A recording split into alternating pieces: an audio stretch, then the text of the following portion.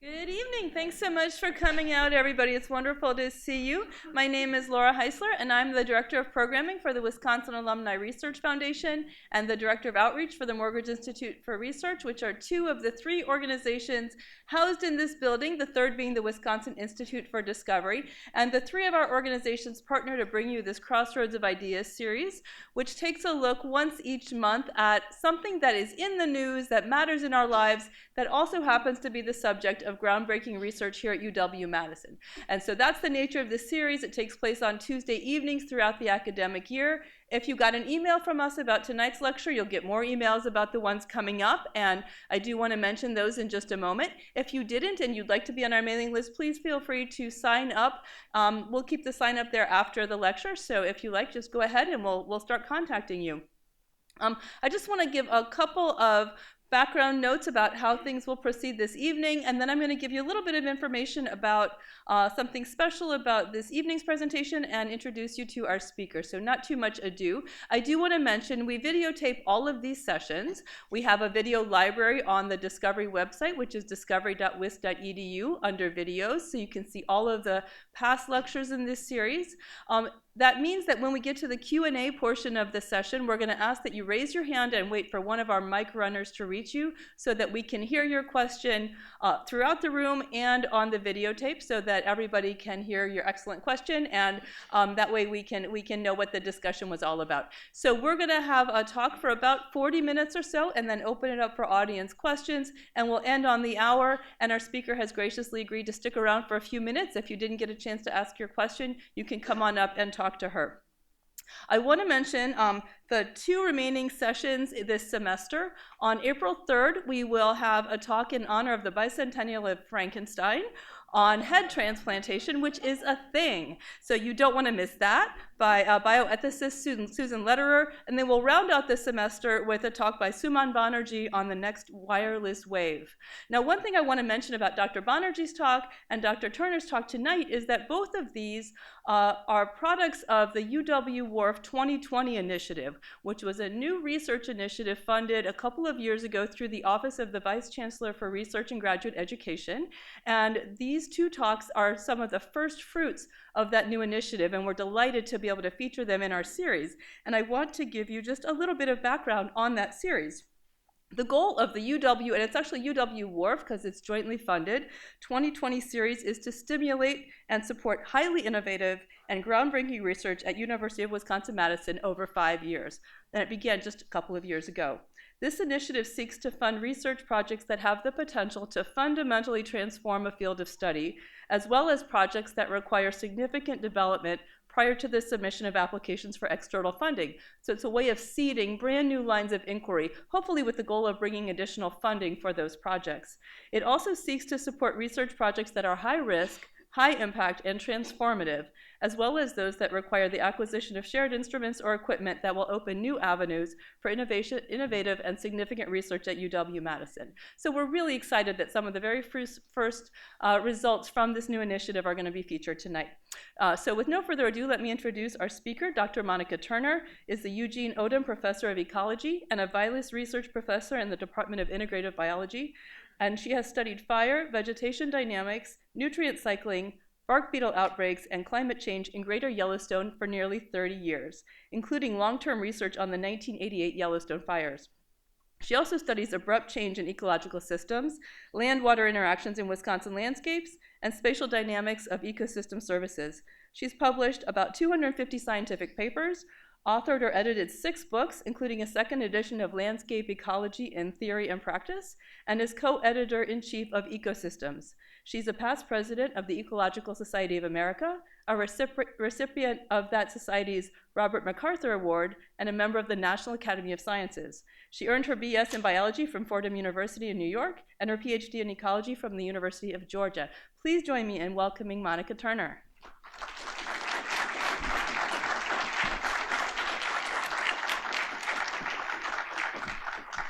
Thank you, Laura, and thanks to everybody for coming out tonight on a Tuesday night that's kind of chilly out to listen to some science, and hopefully you'll enjoy it. So I'm going to be talking tonight about fires in the West and forests of the future, and then specifically some of the lessons that I've learned from the many years I've been working in Yellowstone National Park. And at the outset, I also just want to acknowledge that my work is very collaborative. I work with a lot of my graduate students and scientists in other locations. Funding sources, including UW 2020 and the Vilas Trust, but also the National Science Foundation, Joint Fire Science Program, etc., and many of the national forest and park lands on which we work. So I want to start off by recognizing that we live in a time of really rapid change. I think everybody can agree with that. This graph is from something called the Great Acceleration, and it goes from 1750 to 2010, with a line in the middle for where 1950 is. And the point here is not to look at each of the individual graphs, but rather to look at how steeply the inclines are going up. So whether it's carbon dioxide or ozone in the stratosphere or world population, some of the things that have to do with us and our lives, change is happening really fast. So the ecology of change, trying to understand that, has been a big challenge within my field of ecology. So we live in a time of unprecedented change.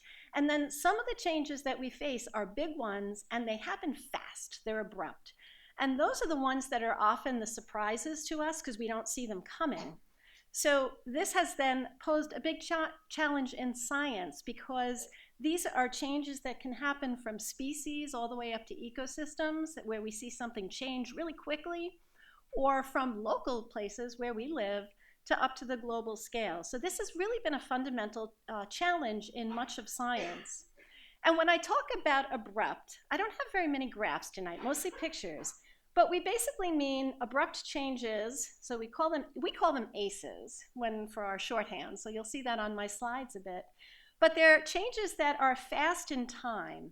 So if you have something, a system, your favorite ecosystem, or some attribute that you're very interested in, and time is marching along, you might not see a lot of change, and then suddenly something happens very quickly. It's kind of like when you're stretching a rubber band and it suddenly breaks or something of that nature. So it can be fast, and it can be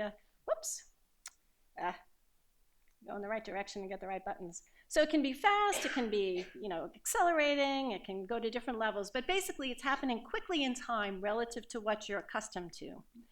Now, these kinds of changes are happening in ecosystems all over the world, and sort of the more we look for them, the more we see them. So we may see lakes that suddenly change from being nice clear blue to pea soup, kind of like happens to Lake Mendota sometimes in the summer. We have seen coral reefs in many portions of the globe in the oceans changing from these colorful thriving systems to ones that kind of collapse. We see rangelands where they change from nice grassy systems, which is what they have usually been, to places that are soil and woody vegetation. And these kind of changes can happen remarkably quickly. And it's not just distant places either. How many of you remember seeing this either in the paper or for real on the Yahara River last June? It suddenly became this turquoise color because of a very rapid outbreak of blue-green algae. And then in September, Lake Erie similarly had a big sudden outbreak of blue-green algae that was dangerous to the populations and to the water supply, so it was in the news quite a bit. So these things are happening locally as well. So our UW 2020 project has been focused on this bigger scientific challenge of figuring out when, where, and why we're going to see big, fast changes in a variety of different ecosystems. And again, as those drivers of change, those things that I was showing you graphs of at the beginning, as that continues to accelerate, it's triggering more abrupt changes. They're happening more frequently. We're seeing them more commonly. But they're really challenging to diagnose. And that's because they can be caused by a variety of different factors. There's many different things that can happen to produce an abrupt change. And they often involve tipping points. So you hear about tipping points a lot in the news, sometimes with economics and the like. But it's basically when you have some kind of a threshold relationship. So you have something that's driving a change. Maybe it's the amount of phosphorus in Lake Mendota, or it's the temperature globally. And suddenly your system changes because it passes a threshold. And that often produces an abrupt change. And those are really hard to detect until you've gone over them. It's really hard to know that they're coming in advance. So our UW 2020 project has been focused on trying to understand these kinds of abrupt changes in a variety of different ecosystems. We've been working in lake systems, in croplands, thinking about the food system, in eastern forests, like in the eastern half of North America, and in western forests, and that's where I'll be focusing on today. And I'm one of 5 faculty members, and we have a cluster of postdoctoral researchers who are also working with us. So we've been doing quite a bit over the past, we're just in the beginning of our second year, basically at this point. But I'm going to focus on one of those areas, the one that I've been working on most closely, that has to do with natural disturbances and their role in driving abrupt changes. So natural disturbances are parts of many of our systems, and you're familiar with many of these things. So hurricanes, tornadoes, floods like we had in the 1993 floods along the Mississippi, and things like forest fires.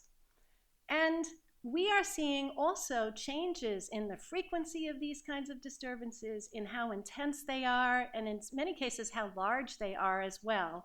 And these are some recent examples that I know all of you have heard about in the news. So the fires that we've had in California all fall and through the winter during a season when we don't usually have fires in California. This is the Thomas Fire burning in December.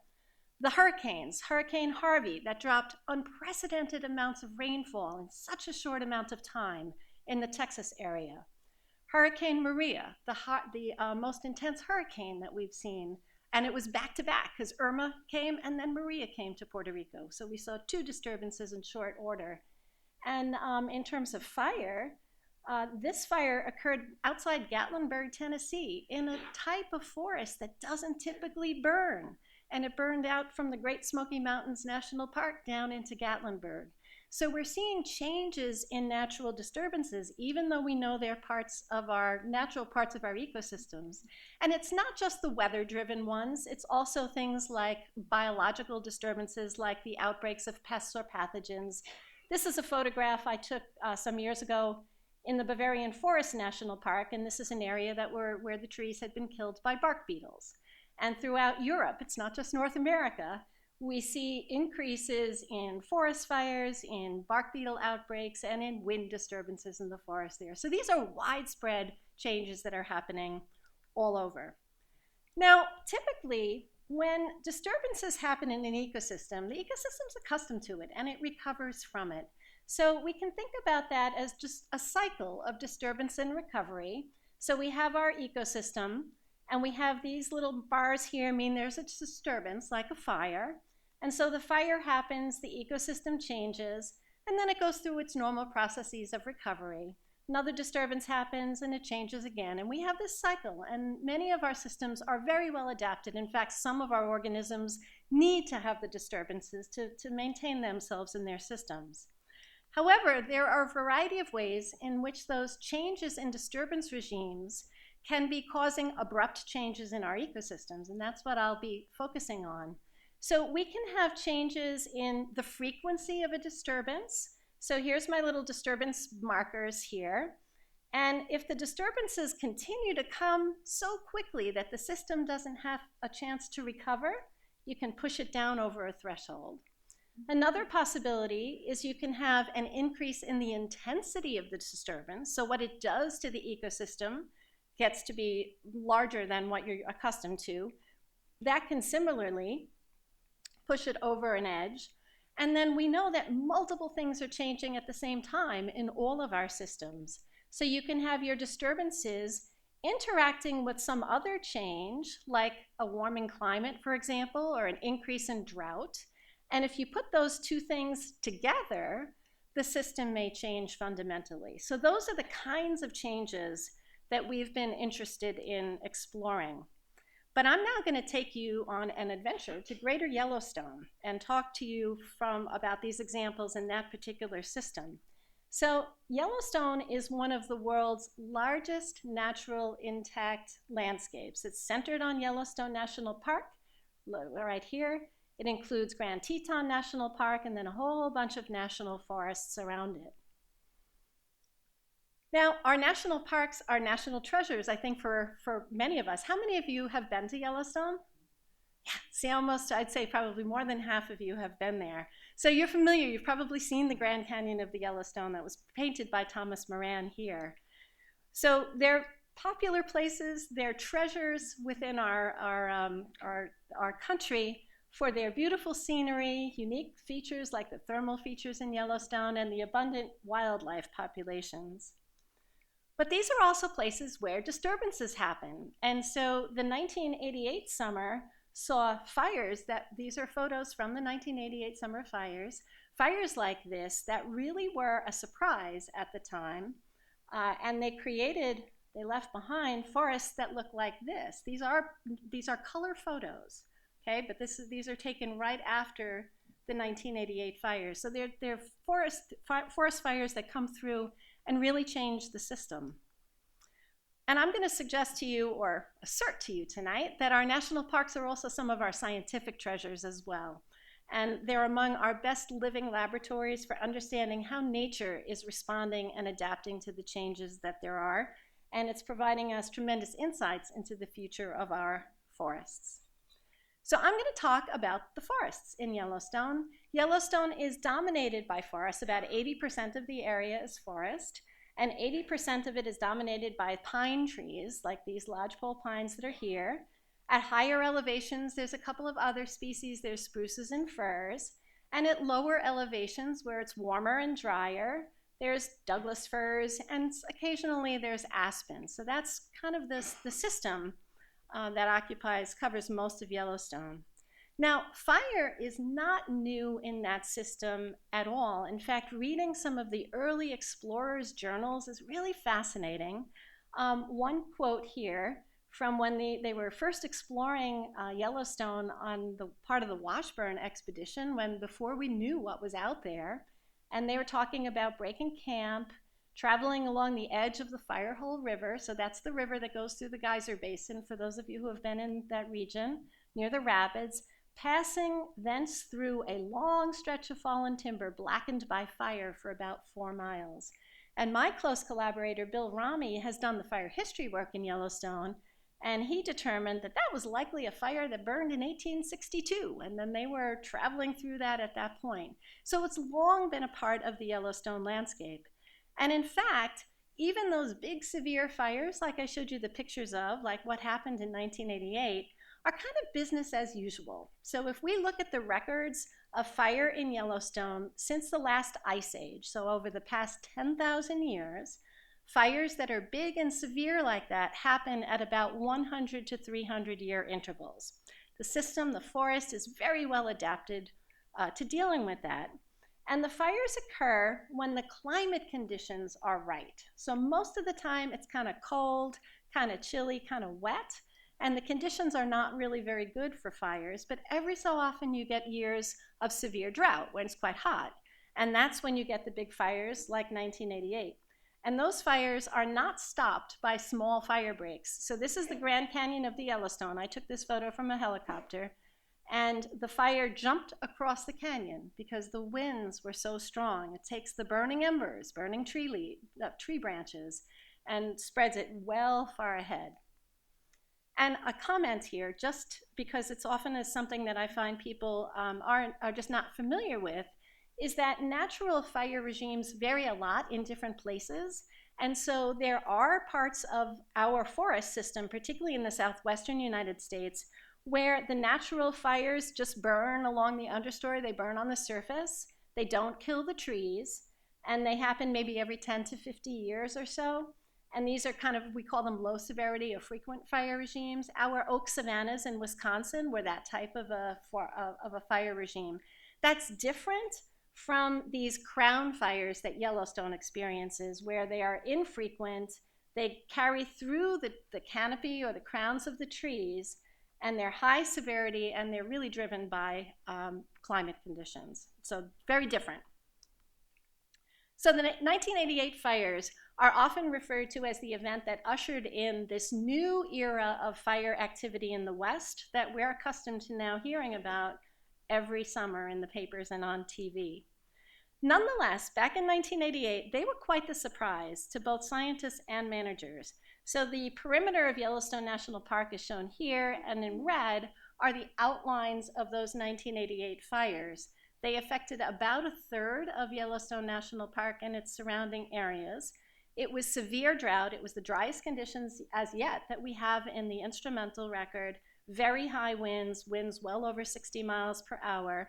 They were not a result of past fire suppression, but they did give us an opportunity to study what happens when big disturbances occur, because you can't plan for them and you can't do experiments with them. You can't just go ahead and decide I'm going to see what happens. So I actually got to go up in a helicopter right after the fire, so I have been working out in the system for almost 30 years, since 1988. So got to fly over there, and one of the things that we learned early on is that the fires, even though they're really big and it looked like big red blobs on the map, they create a very complex pattern on the landscape. When you get up and you look down, there's a lot of variability in the places that are burned more intensely, and then islands that are left behind just because of where the wind blew or whether things were a little bit moister. So they create complexity in the landscape.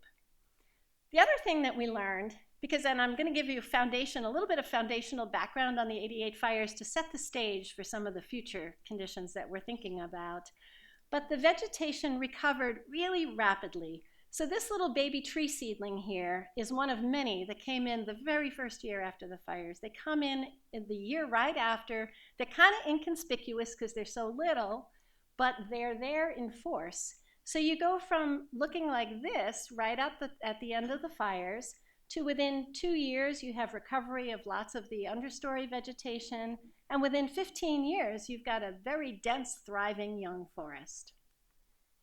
The understory plants came back just fine, and again, we were sort of surprised about this. We thought we might see more non-native invasive species. That happens sometimes when you have disturbances, but that wasn't the case, and it's because the fires, even though they're really severe and they run past quickly, they don't burn very far into the soil.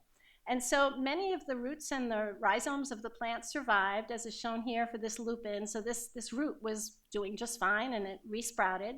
So the plants resprout 1 year later, then they flower profusely and it's just beautiful. And then those flowers produce the seeds that cause the seedlings to recruit in the next year. So the native plants filled in just beautifully after the fires. We also were surprised that seedlings of aspen, so here's an aspen grove. It's one of the rare plant communities in Yellowstone. There's a lot of concern about it maybe not doing so well. Well, the aspens can sprout from their roots, but they can also set seed and get themselves around the landscape by seed, but they only come in after fire. So no one had seen that before. And we found seedlings of aspen coming in, and they were able actually to expand their range within Yellowstone following the fires, because that gave them the perfect place for the seeds to germinate and get started. The tree recovery was just really, really abundant, but very variable. So we have places that are sparse and places that are extremely dense. These are surviving trees, and these are still short. This is at about 15 years, but they're hard to walk through them because they're so dense. Right now, they're very hard to walk through because they're taller than me, and you kind of have to fish your way through. But this variation results from two different things. One is, and I'm going to pass these around, and you can all look at them, and I'll just give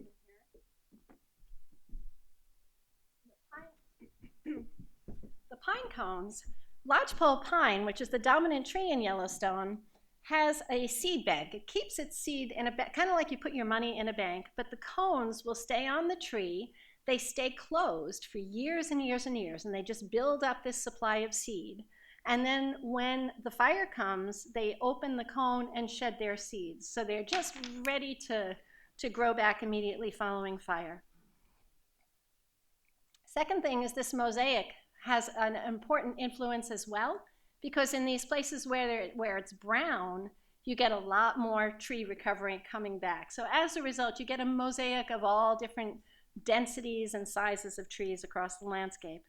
And I would say now people can't really see the fire for the trees. So this is a recent photo. All of this area here is all forest that has grown back after the 1988 fires. I don't think when people are out visiting Yellowstone now, if someone doesn't tell them, they won't realize that there was that big fire of 1988. So the effects of those fires have been well studied by our group and many others. I'm not going to read this, trust me that we have lots of information about it. We understand the disturbance recovery cycle. This is a nice illustration that was done in by National Geographic just 2 years ago in their special issue, where we go from the recent fire to the recovery of the vegetation, the animals come back in, we have the recovery of the forest. We know this really well.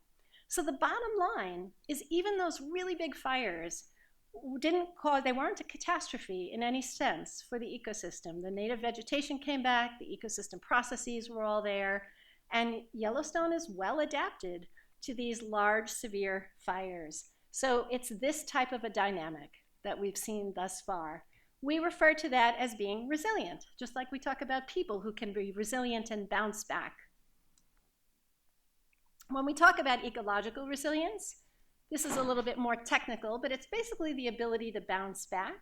It's the ability of the system to tolerate a disturbance like a big wildfire without shifting to becoming something completely different. Sometimes we illustrate these by these ball and cup or mountain and valley diagrams. And you think about Yellowstone's forest being this ball, and over the historical time period for 10,000 years, there's fires and we have the climate conditions that are suitable. And so the system kind of bounces around a little bit, but it stays the way it is. It stays as a forest. However, as we look forward and as we look at the data for the past 15 years or so, we know that climate is changing and the fire regimes, sort of that frequency and intensity and size of fires, are also changing. So we are seeing more large fires throughout the West each year. We're seeing more area burned throughout the West each year. And this is happening in association with a warming climate.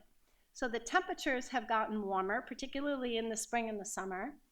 The snow is melting out earlier in the spring than it has in the past, and that's producing longer fire seasons. So things dry out and get warm enough for there to be big fires sooner than they normally would, and they go further into the fall.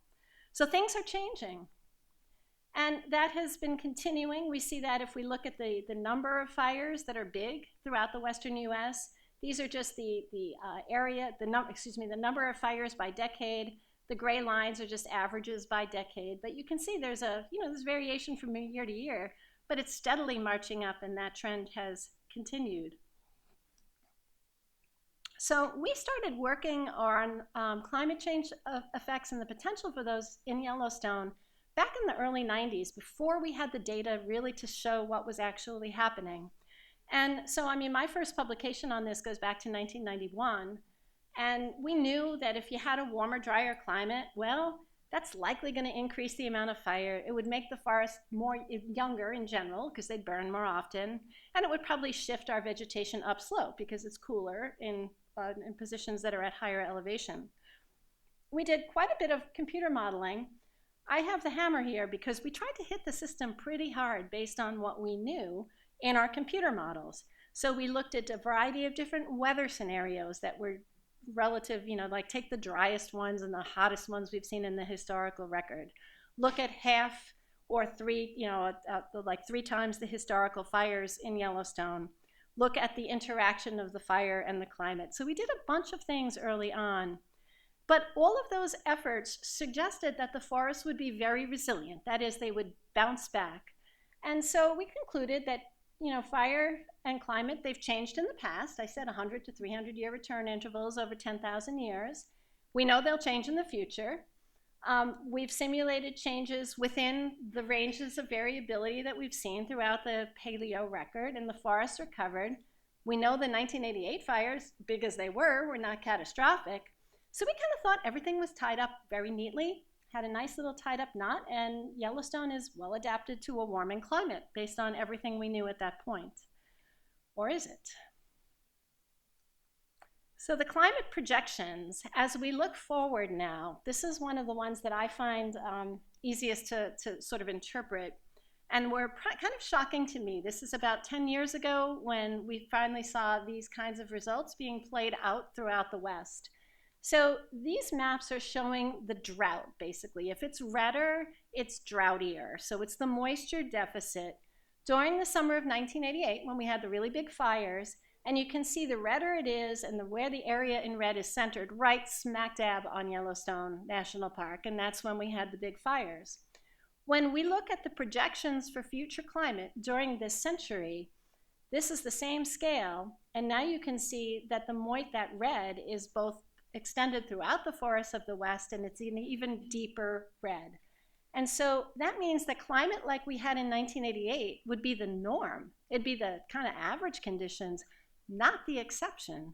And that's quite different from anything we had previously considered. So we have done some modeling of the climate and the fire projections, and I'll just show you that if we look at the historic window of time, this is 1950 going up to the end of the century.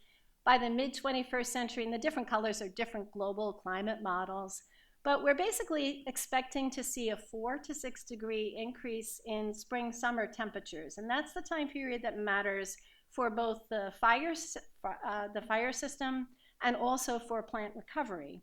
And we also see an increase in that droughtiness, the water deficit. So we have then, if you extrapolate what that would mean for the fire, it suggests much greater change in the fire regime than we have observed over the past 10,000 years. Much more than has been previously observed, and much more than we had ever really considered when we were thinking ahead as to what would happen in the future. So the climate conditions that are conducive to those big fire years like 1988 would become frequent, much more frequent than they have been for the 10,000 years since the Ice Age ended. Years without fire, which were common historically in the record, would become rare. And fire would no longer be limited by those extreme hot, dry summers like we've seen in the past. So that could potentially be a very big change, which leads to the question of, well, what does that mean? And what lies ahead? What's going to happen to those ecosystems? And can we anticipate what those changes might be? So again, we know warmer and drier climate will increase fire activity. I mean, that's just part of the physics of fire. But there's a lot of details that are really unresolved. So how many fires might there be? How much area would burn? When would we see changes? Where would they be most likely? Are we going to cross tipping points like I was suggesting, thresholds? And what does this mean for the forests of the future? So these are hard to study in this kind of system because even though we're seeing an increase in these fire events, they're still sort of on the infrequent end of things. It's not like we have a bazillion replicates that we can go out to work with. So there are few events to study compared to some things. And then the other part that's really challenging is trees live a long time, and it takes a long time for them to recover. So the trees that I'm talking about will take 200 to 300 years before that ecosystem is fully recovered. So how do we deal with that now when we're trying to ask what will happen this century? So I would say we do not need to put our heads in the sand. We do not need to be ostriches. But we do need to actually harness the strength and the power of multiple approaches in science. So we need to have our long-term studies, like of the 1988 fires. We need to have data from the different fires that are occurring throughout the West. We need to do experiments so that we understand what happens and why to the forest. And then also use computer models that represent our best understanding and allow us to explore potential things in the future. Focusing on mechanisms of the recovery of the forest helps us to understand. And then also we're really particularly interested in seeing whether or not there are these thresholds that could produce these abrupt changes and maybe make it so that a forest can't recover. So I'm going to talk a little bit, this is our disturbance recovery cycle, and then these are sort of those contexts that I was showing you earlier for our broader way we think about abrupt change. And I'm going to talk a little bit about how this can apply to that Yellowstone fire forest system. So there are several ways that we think we may have potential for there to be big changes in these forests, and we're exploring all of these. So, and I'll go through them one at a time, but we're looking at changes in the frequency of fire, increases in the severity of the fire, that is, the effects on the ecosystem, changes in fire size, and then post-fire drought. And I'll go through these briefly, but one at a time. So first of all, the increased fire frequency. When you have forests and those cones that are going around there, it takes a while for baby trees to produce cones. And then it takes a while for them to build up that bank of seed in their canopy, or just to even be producing a lot of them, because that's a function of tree size. So if fires become more frequent, such that the fire comes back before the trees can produce their cones, that could be a problem. That could be a tipping point where the trees aren't able to recover. So if we have a long time between fires, which was the case for the 1988 fires, those were burning mostly older, mature forests with lots of these serotinous cones in them, that's when we got all of this abundant tree regeneration really quickly, and the forest kind of went gangbusters. But what happens now if we have those young forests and they burn again? Well, you can't predict that. However, sometimes it happens. So during the summer of 2016, Yellowstone had its biggest fire season since 1988. And I would bet that most of you have never heard that, because we have so many other fires burning in the West every summer, and they're burning in California, and they're burning into cities. Those are what's on the news. But we had quite a lot of area burned, and they burned through these young forests. These are some of this fire is actually burning through some of our study areas. So we mounted a field campaign during summer of 2017. This is outside Burge Hall, a bunch of undergraduates from UW-Madison and graduate students and postdocs, and our first day in the field. And then we're marching in to sample that fire that I just showed you the picture of.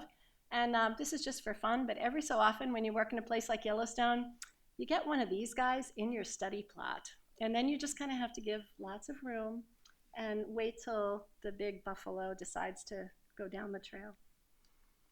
So in these areas that reburned, this is a picture of some of our long-term study plots. These are the forests that are 25 years old. This is some of the ones that burned a second time. They still had that nice mosaic pattern, so they burned in a complex manner. We actually found the burned rocks and plot markers from one of our long-term study plots that was reburned in the fires. But then when you get up into them, you can see that the fires were pretty severe, and they did burn through young trees that did not have a lot of cone in them. So we've been able to take advantage of these events when they happen to start trying to get a handle on some of the things we think will happen more frequently in the future. The other thing that we have focused on too with that was the change in fire severity. Even though these are fires that kill all the trees, so we know that that's what the system is used to.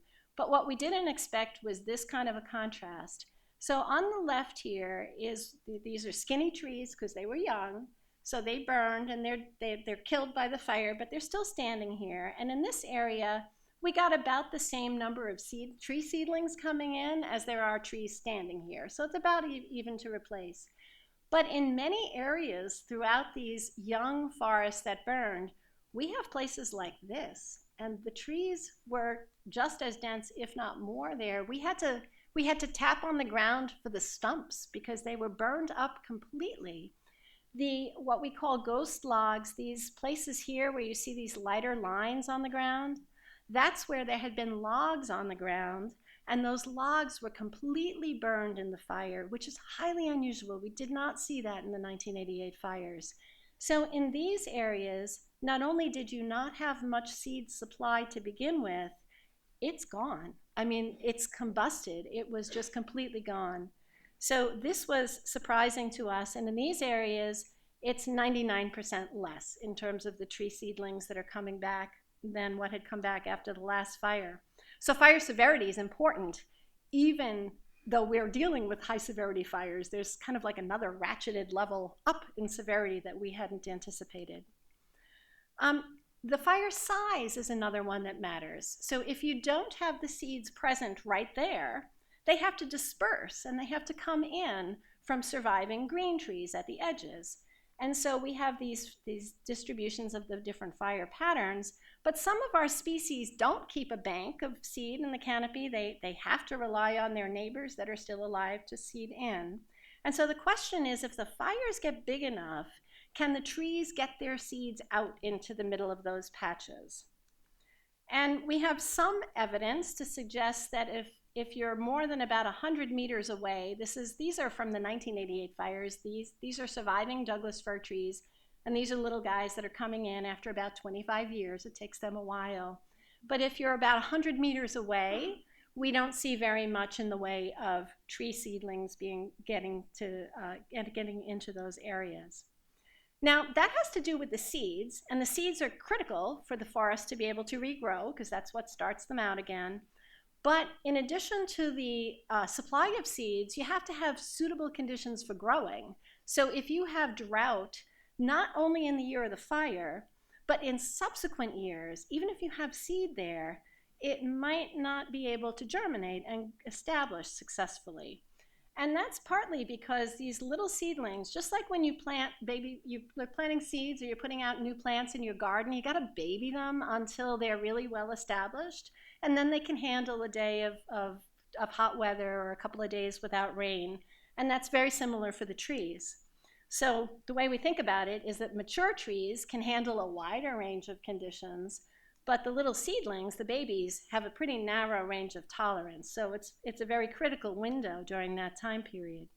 So this is where we switch to some other methods where we have sampled across a range of fires that have burned, not only in Yellowstone, but also further north in the Rockies going up to Glacier, looking at different fires, they're shown in black here, where they were followed either by 3 years of dry conditions or 3 years of wet conditions. And we were interested in whether or not that would affect the recovery of the forest. And indeed it did. We have fewer trees coming back if the conditions are dry during the years after the fires. And also south-facing slopes tend to be hotter and drier than north-facing slopes, and we can pick up that effect as well. So we're seeing that. And we're also conducting experiments to see what will happen. This is Winslow Hansen, one of my PhD students, when he was starting an experiment 4 years ago now. This experiment ran for 4 years, where we took burned soils from burned forests, and then we planted those soils back in the forest where today's climate works for the trees. And we also planted them down at lower elevations where today's climate matches the prediction for mid-century up in the forest. So we're substituting where it happens now, but we're taking our burned soil, so we're keeping those kinds of conditions the same, and then planting the seeds to see what would happen. And so we have, the paper is just being submitted now, but we've looked at 2 of the dominant species, Douglas fir and lodgepole pine. The low elevation means the mid-century projected climate conditions, and we have much lower establishment at this is the percentage of seeds that actually grow successfully. If you're in today's climate where the forest is, they do okay. If you put them at the lower elevation where it's the climate for the mid-century, they don't do so well. You can see that on this graph that looks kind of like those thresholds that I showed you earlier. This is only a 2 degrees C difference in temperature, so it's not a big difference when we think about the magnitude that's projected for the future. And when we go where it's that warm, the seeds just are not so successful in establishing. And what we're doing now in the fires that burned in 2016 is another of my graduate students. I didn't have a picture of him showing his face here, but Tyler Hecker and Winslow are setting up a new experiment that'll allow us to separate out the effects of can the seeds get there and what's there from are the conditions suitable for it to grow. So they're setting up the instrumentation to measure the soil temperatures and moistures and such, and then planting seeds in some of these frames and leaving others to just see what the background is. So for that, we won't know till the end of this summer when we go back and see what has happened, but we're continuing to experiment.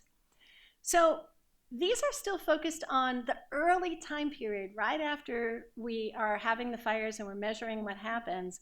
But again, we're interested in the development of these systems over the longer term, over 100 years, 200 years.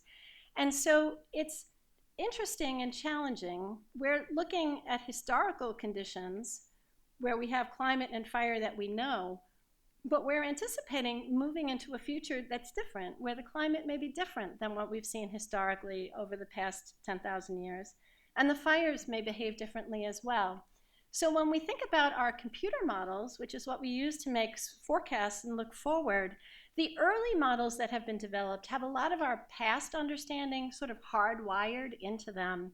And the next generation of models are being built specifically to look more at these novel types of conditions. So we are working with a model called iLand. This is a collaborator of mine from Vienna. He spent a sabbatical here, which is how we got these collaborations going, working with a forest landscape model that allows us to go from trees up to regions and works at a daily time scale with some of the processes with climate drivers and things that we need if we're going to represent a good, do well with what's happening with our future forests at the stand level all the way up to the regional level. And we're working with scenarios. So these are plausible accounts of possible futures. They're not predictions. It's not like a weather forecast where we're saying this will happen in the future, but we're asking what if kinds of questions and trying to identify the conditions that lead to particular outcomes. Does the forest recover or does it not recover under different combinations of conditions? And we're working actually with managers too, because the forest managers want to know what do we expect and how can we work on these? So we don't know what the future will be, but we can explore a variety of them.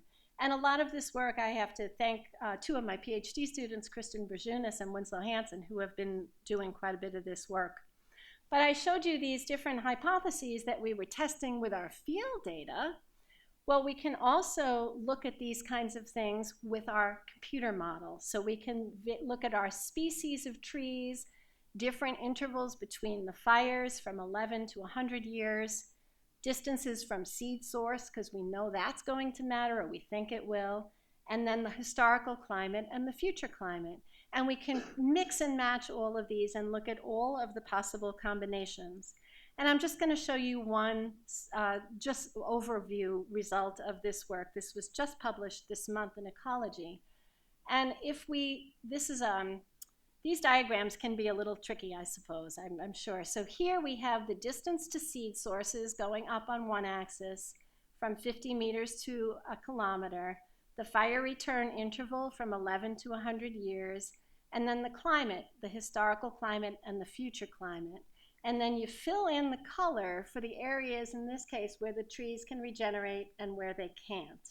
So the orange areas are where regeneration does not succeed following fire. And so for the trees that don't have a seed bank, they don't put their seed bank in, if fires get large, that's the big driver for causing them not to recover because the seed can't get there. For our lodgepole pine that have the serotinous cones, if you push the fire return interval down really low and you make the fires big, the trees can't recover. So it takes more than one thing to cause a failure, but we're trying to explore what conditions those might be. So I showed you this ball in the cup, this diagram here, and so we're asking whether or not the forests of the future will be the same, or might we push them over a threshold as the warmer climate makes it easier to tip the system, and we change the fire frequency, the size, and the severity. So we don't know the answer to that, but we're much in the middle of that, and that gives us the potential for a very abrupt change from the forest that we knew to systems that might be quite different in the future. So if you think about what does that mean visually, we have Yellowstone's forests that look like this, the older forests and the young recovering forests. In the future, we might see more open woodlands, we might see more sagebrush grasslands, we might see more aspen, and so some of our lower elevation grassland and shrubland systems we expect might expand. So I'll conclude here by saying that I think Yellowstone's forests are likely to change with warming climate and with more fire. This could affect the age of the forest, the type of the forest, the extent, how much of it there is, and exactly where it is in the landscape. The mechanisms that we're working on they're basically testable hypotheses that are helping us understand what will potentially lead to change in the system and also what might help to sustain it. And then I would also say that our past 10,000 years is probably not going to predict our future, but it does provide a really valuable benchmark for us to compare to, and anticipating where, when, and why our forests may change and what buffer them from change is key, and we will be continuing to work on that. So I thank you for your attention, and I'm happy to answer questions.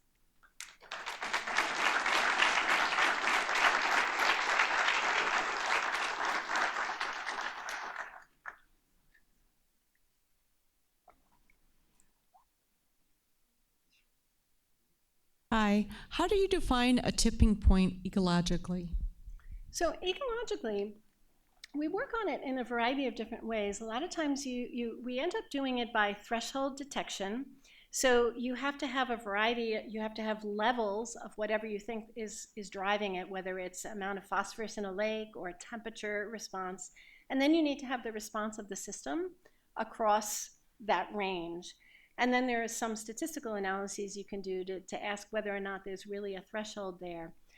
A tipping point that can't be reversed is harder to get at, and those are very difficult to detect. In that case, you have to back up whatever that driver is, like take the phosphorus out of the lake and see if the system will go back, in which case it's a simple threshold that you can go up and down, and it's not a complete transition where it's much more difficult to recover.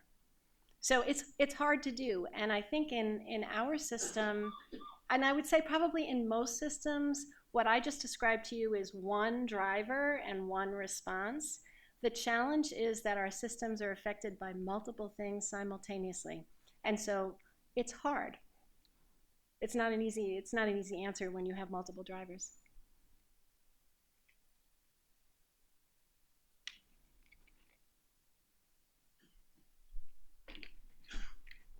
You describe a scenario at the end where you may get a replacement of one ecosystem with another ecosystem. But I would guess that process is rather immediate.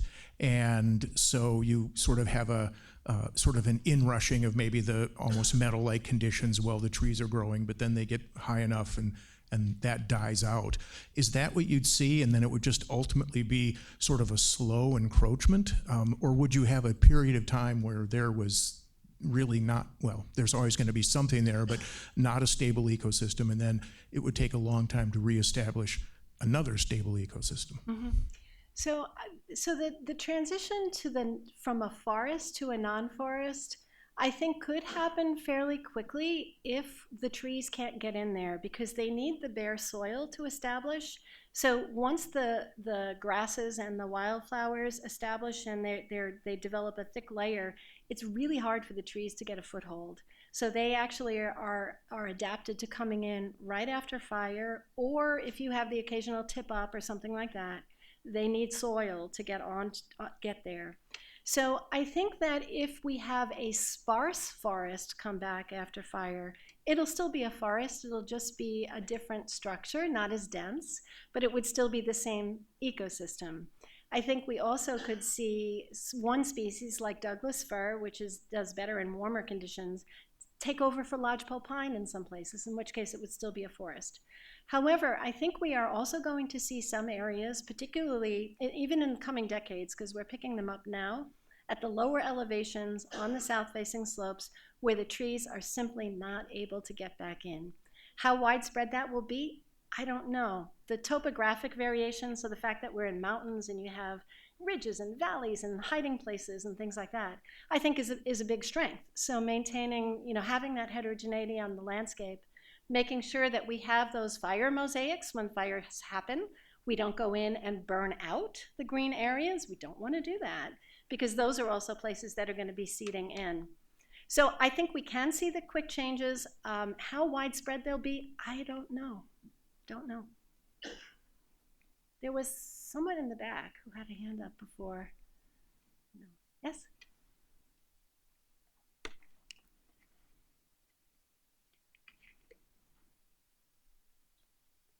You see some similar changes when you see insects or disease in the land spread just as fast as fires do when you see the bark beetle, massive die-offs and whatnot? So yeah, so the question about the bark beetles, that's been an interesting one also, because there were extensive bark beetle outbreaks in Yellowstone and also throughout the whole western US in the 2000s. And that was synchronized a lot by warmer temperatures. The bark beetles, if the temperatures go down to -40 for about 5 days in the winter, it drops the populations down. And they're native species. They're there all the time, but they're just usually at low levels. So they came up, and they kind of dropped down by about 2011. So it was about an 8 or 9 year window of time. They don't change the forest as much. They're very conspicuous because they attack the big trees. They have to be about this big of diameter for them to have enough food. So when you look across a landscape, you see all these dead, brownish, reddish tree crowns, and you think, oh my gosh, the forest is dead. Well, the trees are dead, but the little trees are still there. And you also haven't changed the understory, the grasses and the wildflowers. So I've worked in those as well. And the young trees, sometimes they're old trees, but they've been suppressed under the shade of the adults, and they will release and grow very rapidly because they get sunlight, water, and nutrients, because the big trees are no longer taking those up. So we are seeing more bark beetle outbreaks. They're more synchronized and they're larger. However, they don't really kill off the whole forest. Yes? I wanted to ask you about the interaction of all this with logging, because logging is going on in the background, and you still have large areas of tree cuts, clear cuts, and when you have fire coming in with young trees, and also the issue that if the forests decline because of fires, the loggers are going to put more and more pressure on what's left, and so this could lead to an increasing downward spiral, I would think. Yeah, so that is possible. And we have some of the areas are national forest lands in the greater Yellowstone area. So there's no logging in the national parks, of course, that's not allowed. But on the national forest lands, there is some logging. There's some post-beetle outbreak, they say salvage logging. They'll take the beetle-killed trees while they're still merchantable.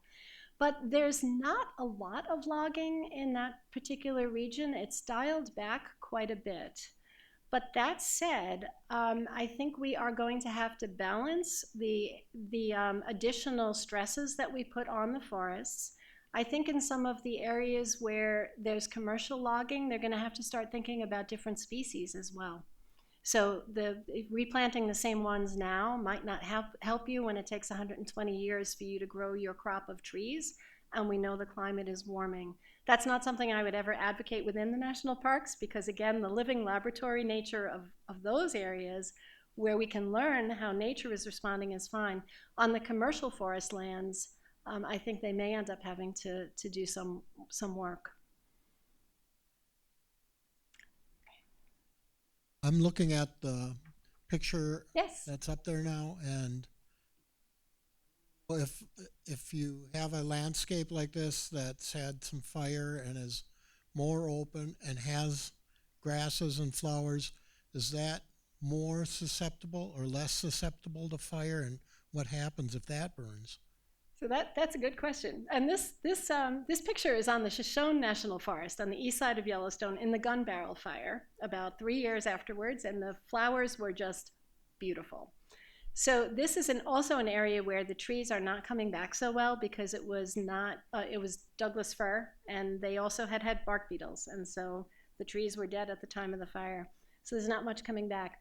In terms of whether this will burn as much, no, if you don't have as many trees there, it will carry maybe a ground fire, and it's one of the situations where we have another one of these unknowns in science about if climate is not what controls the fires, and the climate is always suitable, fuel availability is going to have an influence. And so these systems, if the trees don't come back, they may not burn as readily as they have with the trees, because those needles, the green needles, are really the primary fuel for the forests, for the fires.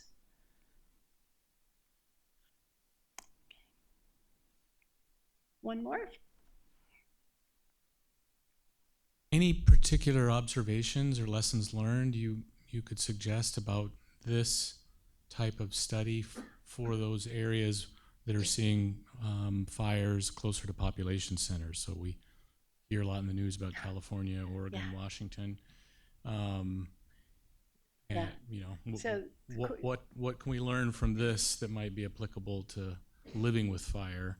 yeah, so the learning to live with fire is quite a big topic now throughout the whole Western U.S.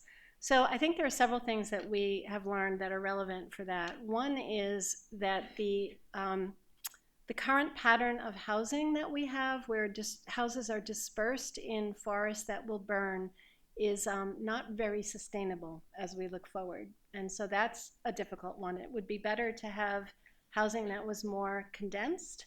And then the term is defensible space. So you're going to try to reduce the fuels that are near your valuable infrastructure and homes. And homeowners can do that also with their individual homes. Having non-flammable roofing material makes a big difference as well. However, the other thing that we've learned is these kinds of forests and these kinds of fire regimes cannot be stopped. And so there isn't a way to fight a fire like the 1988 Yellowstone fires. I mean, the buildings were protected there. So we really have to be thinking very carefully about sections of the West where we are just going to have to adapt to the fact that these things will burn, and then areas where we have that other kind of fire regime where we really can reduce the fuels. And the same prescription doesn't work everywhere. But I think one lesson is that it is a myth if you think we can control fires under extreme conditions. The best technology that we have does not make that possible. And so we have to be realistic about that. There are other things that have been suggested also about the public-private responsibility, I should say, because people will have their homes, but it's public firefighting money that's protecting that, and it's not sustainable. I mean, the U.S. Forest Service is spending upwards of 60% of its budget each year now fighting fires. And so anyway, it is something, they call it a wicked problem because they're so difficult to solve. But there are things that can be done, which is a good thing. But I think we also can't put our heads in the sand. I mean, we will have more fire. It's going to continue. So that's not a good note to land on. I'll land on another note that says even if Yellowstone changes and is different, we will still have our native species out there, and it's still going to be a beautiful place to be. So I don't want to leave on a downer. So thank you again very much for coming out tonight.